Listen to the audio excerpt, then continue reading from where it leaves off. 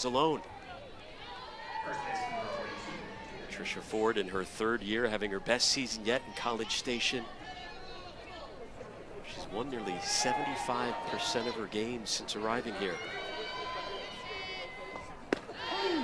Tori Edwards takes strike one. When I think of fear factors in the lineup and players you don't want to beat you right now, that is Tori Edwards for this LSU offense. Just that power, confidence that she has, and the maturity in where she's at, still only being a freshman. Yeah, she got hurt, freak accident first couple games in the season, had to take, you know, the rest of the year off. Coach Beth Torina made it clear she's not the player she is right now if she doesn't have that redshirt year. I'm not sure she could have had that same year last year. I think sometimes when you go through injury and surgery and rehab, it really makes you realize what it's like when the game's taken away from you, just this different perspective and kind of love for the game and excitement to get back. Last March, as you said, missed about the entire season, but has come back with a vengeance this year. 14 homers, nearly 60 RBIs, bounced one off the outfield wall last night. Went 2 for 4 with a double.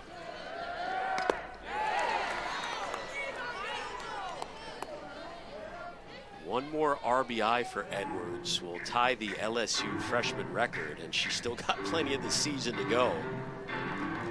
Just having a monster campaign. And when I was looking at all her stats prior to this, I think something that stood out, with 2 outs, she's almost at her best. I mean, a .483 average with 2 outs, 7 of her home runs on the season, and 21 ribbies have come with 2 outs on the board.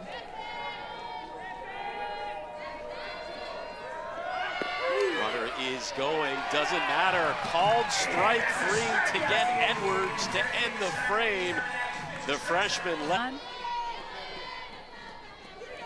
Facing Kennedy Powell to lead off an Aggies offense that, again, as of right now, high-scoring team in program history. Maya Perez leading the way, had the first 4-hit game of her career. Last night, we'll see her in just a bit. 1-0 to Powell. In there, hard to believe, but Jaden Heavner is the first true left-handed pitcher for LSU in 25 years. They've had a few utility players throw a few innings between then and now. But Julie Stashko, who graduated in 2000, was the last one. It kind of seems strange, right? It's bizarre. Hey, to the lefty pitchers that are listening, let's Step get to LSU. We need some more true lefties. It has been worth the wait for Heavner, as you mentioned. Throws a perfect game in her first collegiate outing. First freshman in LSU history to do that. Struck out 13 against Charlotte in just 6 innings. Two-time SEC Freshman of the Week. And when I asked Coach Beth Torina just about Heavner and Berzon, she said she's opposite of Berzon, which I always think is so fun, right? What makes pitchers unique is that you can be so many different things. You don't need to be like anyone else. And she has this bold, opinionated personality, this bulldog mentality that I think at times is tough to teach. You either have that or you don't. And if you want to come into the SEC as a freshman and make waves, this inner confidence in yourself and your abilities has to be number one on that priority list.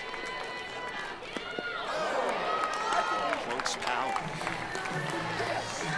Well, Tricia Ford did tell us that she considers Heavner effectively wild with velocity, which was meant as a compliment. That can be intimidating to a batter where you don't know where the ball's going at that speed. That can be tough to handle, but that one a little bit too wild. Well, and just an example of limiting the free passes, right? She's in it. That was her 7th pitch, and it just gets away from her. So it's being able to be sharp every single pitch. You're going to get scrappy hitters that are going to foul pitches off, see lots. So it's a pitcher's job to be able to still kind of exploit the zone, but be in control.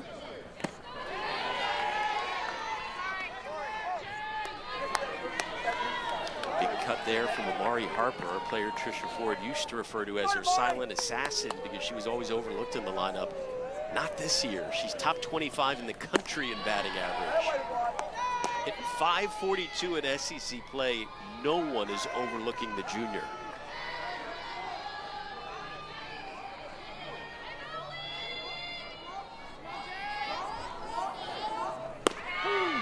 Runner is going, the throw not in time. So Powell is in scoring position. 22nd straight successful steal for Kennedy Powell. Just wheels. You see this jump on point, no doubt about it. Trisha Ford's teams always take a lot of pride in their base running, but at the plate, there is a strikeout of Harper.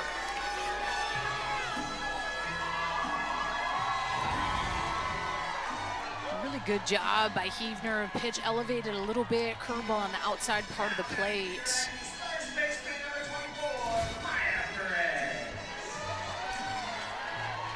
Well, as hot of a hitter up now at the plate as anyone in the Aggies lineup, Maya Perez. 4 hits last night. She became the first Aggie in more than a decade to have 3 doubles in a game. April Ryan was the last one to do it in 2014. What a breakout season for the sophomore.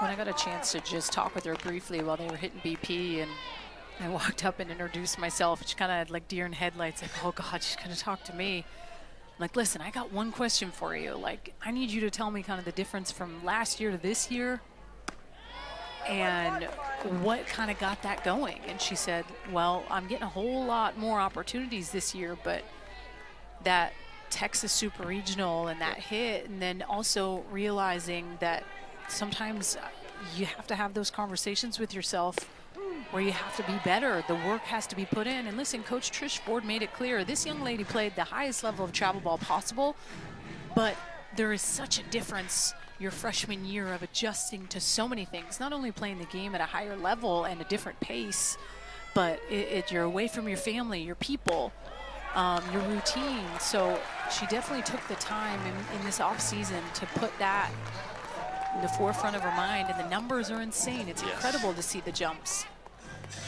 Won that first base job and showing patience, as you could see right there.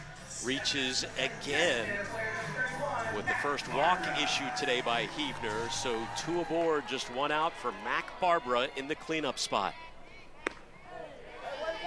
On a team that I didn't know, especially with how many lefties that they have in their lineup, how well they do hit lefties. At times you see those lefty-lefty matchups tend to benefit the pitcher, but as a team, this Texas A&M 327 against left-handers, it's a pretty good average.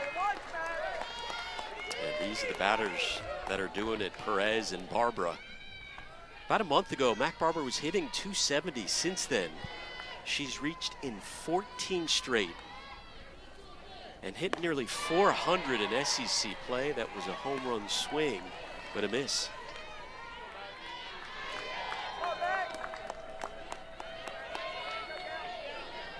Two-time Mountain West Player of the Year with San Diego State.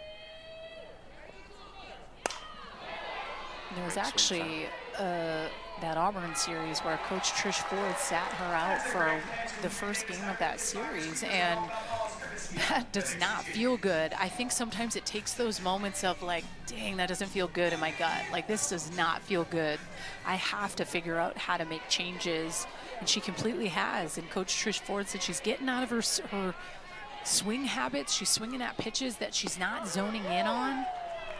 And at the end of the day, if I've learned anything about Mac Barbara over the course of the last couple years, the attention to detail on her plan of attack and writing stuff down. She goes right into the dugout after her ABs or getting off the base pass and writes information and things down. And it earns another walk. Bases loaded. Well, and if you're looking at the stat line, 3 of these 4 hitters have been free passes. The hit by pitch, obviously the strikeout was clutch, but then the back-to-back walks. And I know that there is that fear factor in the lineup, obviously with Maya Perez and Mac Barbara, but still, if we can throw competitive pitches, try to use your defense a little bit. Remember, the Aggies struck early yesterday before LSU rallied to take the lead, and A&M came right back. Here is Allie Enright, the senior, having a career year. She's reached in 17 straight.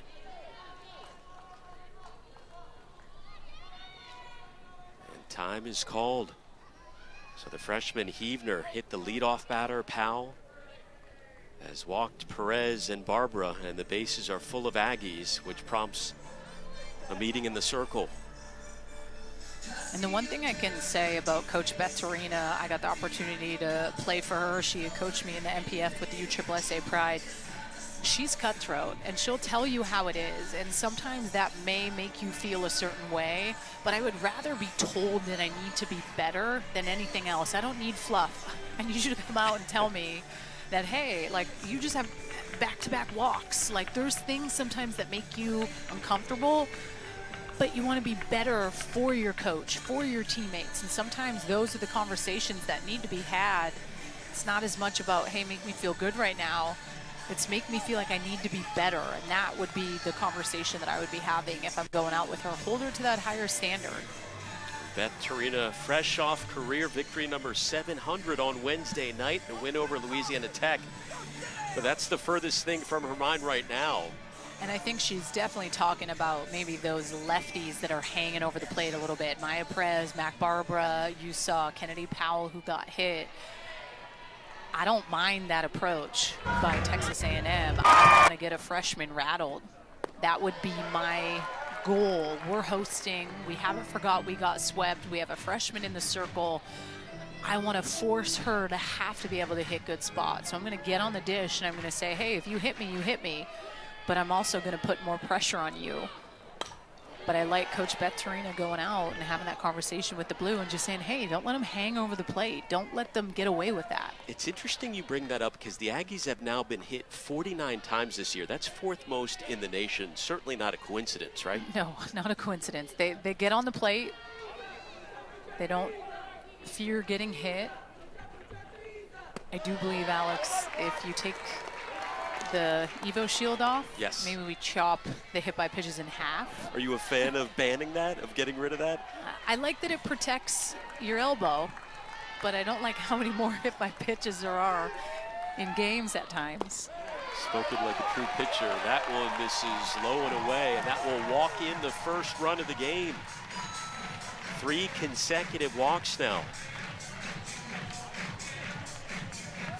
Well, it has to be a nerve-wracking situation for a freshman coming into this ballpark, this atmosphere, against one of the best teams and offenses in the country.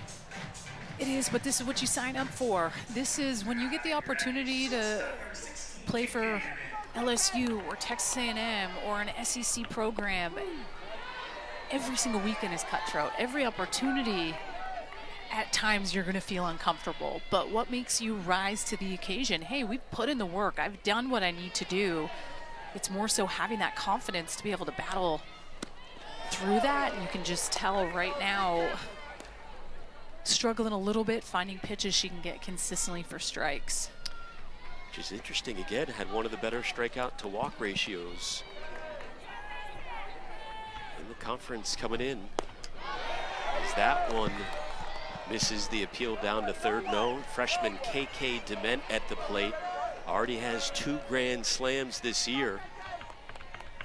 One against Georgia earlier this month.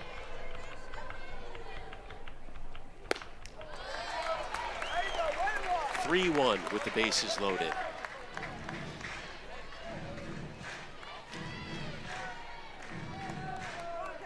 It's already thrown more than 30 pitches in this inning.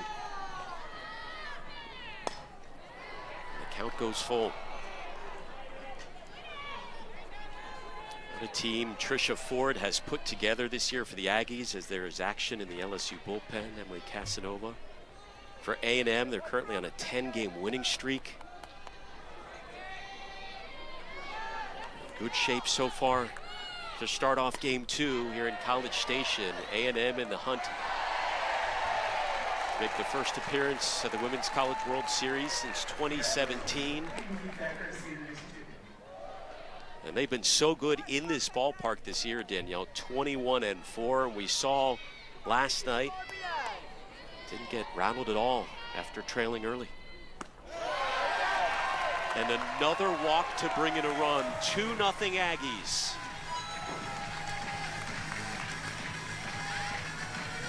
The celebration continues for A&M, and now if you're Beth Torino, what's going through your mind seeing the freshman struggle? How short is the leash? I think you trust that your team is going to be able to put up runs, but the last thing you want to do is put them in too far of a hole where they may not be able to get back into it. I maybe give her one more hitter here, and if she's just not really close to that strike zone. You swing there to first pitch after 4 consecutive walks. Well, when I was looking at Huebner's line coming into this against lefties, I mean, her ERA is almost double against left-handed hitters. She, prior to this series kicking off, was 3.36 ERA against left-handed hitters and a 1.23 ERA against righties. That's a big jump. What does that tell you?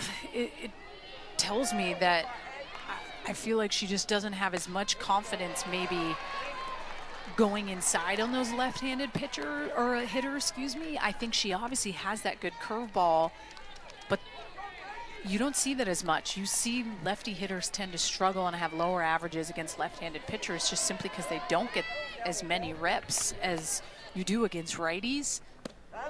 But it's establishing in, and at times that can be a youth thing, right? Being a freshman, it's like, hey, don't fear throwing in, and maybe sometimes that's where the free passes come in. She's just trying to establish the in, but finds herself way too far in or hitting a hitter. Misses there as the count evened up to Frankie Grajal, the freshman, getting a start today. Hitting .337 in her first season in maroon and white. 2-2 on the way, bases full. Shallow left, on the run Leno, and the runners will hold. 2 away. And I also think Coach Beth Torina is trying to be smart, obviously, with Berzon and throwing 111 pitches yesterday. She got taken out simply because you know she's going to be needed more in this series. And the last thing at times you want to do is to take out a pitcher in the first inning. Yeah, she's thrown 40 pitches so far, which is a whole heck of a lot right out of the jump. But to get out of this inning would be important for her. Good learning lesson. Especially since her offense is averaging nearly 8 runs per game. Behind 1-0 to Olivia Johnson, the senior transfer from your neck of the woods out in Washington.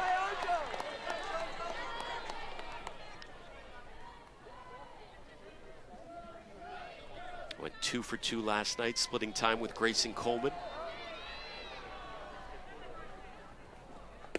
Aggies up 2-0, yet to get a hit.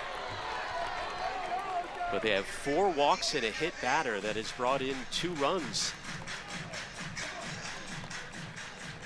And a 3-0 count with the bases loaded to a batter who's hitting .244.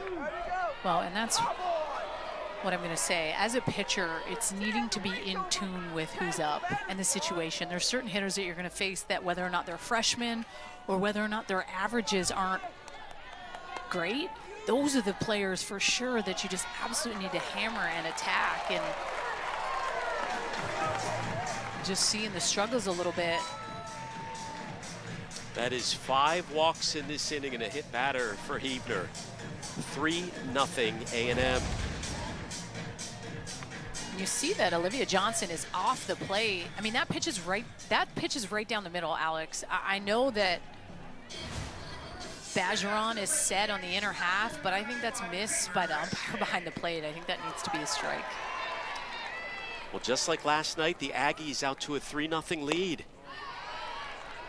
Kramer Eshte takes ball 1. Seniors hit right around .290 in each of her 2 seasons in College Station. It's a big moment in this inning right now because you allow Eshte to reach, then you go back up to the top of the order. And almost 50 pitches for Huebner here in the first inning.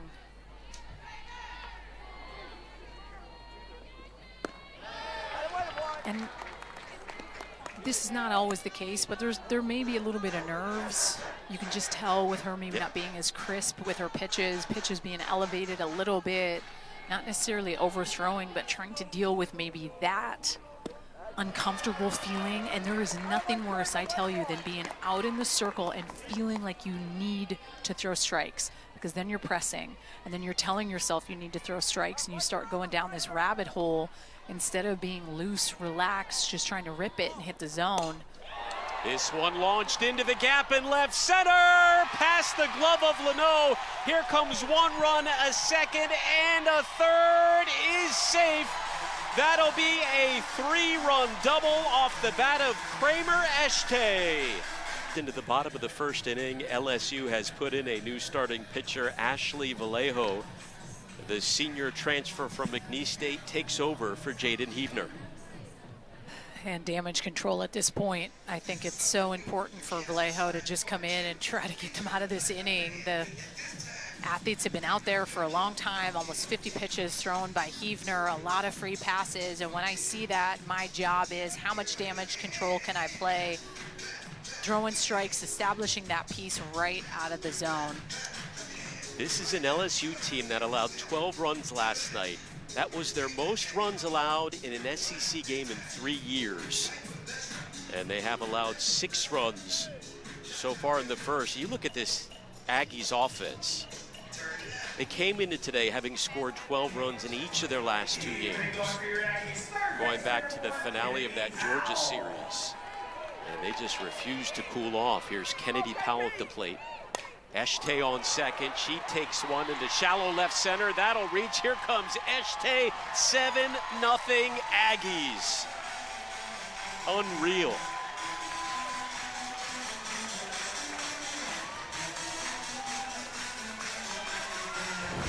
Well, and good for Kennedy Powell, swinging first pitch, knowing that Vallejo is going to throw and bring something in and around the zone. Adding on more insurance run here and a big time inning for Texas A&M. Talk about a statement. I don't know how many times Coach Trish Ford has nailed into these young ladies' heads the fact that we got swept in Baton Rouge. I know it's been in press conferences. I know it's been relayed to them before the series kicks off. But they're playing like it right now. They're going to run out of bubbles, and we're only in the first inning. Amari Harper struck out earlier in this inning as the Aggies have batted around. Vallejo came on in relief last night, allowed 3 earned, replacing Burzon.